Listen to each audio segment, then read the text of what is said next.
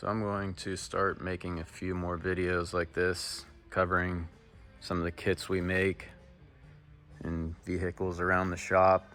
Get a lot of questions, especially this new, relatively new. We have a lot of these out, but not a lot of people posting. So the Ram single turbo kit, our shop truck made 722, has drop-in rods and pistons. We do have it on E85. Most guys stopping around 575 to 600. Some people are starting to push the limits of that, going past it on stock bottom ends. That's at your discretion. We have the T6 version on the shop truck, billet wheel on 376, or I'm sorry, 86. We utilize the 60 millimeter on 3 wastegate. Hard to see back there, recirculated into the 3.5 inch downpipe that works its way down. I'll show you that later. We run the stock 5.7 intake, stock fuel rails, upgraded injectors. On 3 has a dual pump fuel system, which we utilize on our shop truck as well.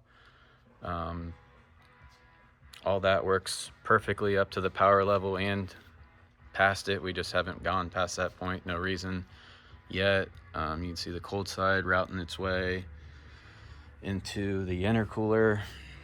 Intercooler looks great, centered up in the grill, pops straight out up to the intake.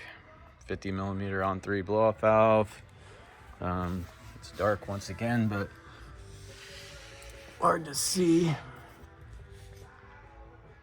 Crosses over right here, does clearance for 4-wheel drive. Going over to the driver's side.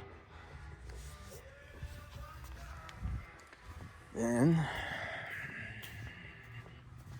we have it set up with a cutout, but maybe hard to see. Downpipe right there. Cutout routed. Downpipe terminates basically right at this point here. You can kind of see the downpipe, how it's routed through there.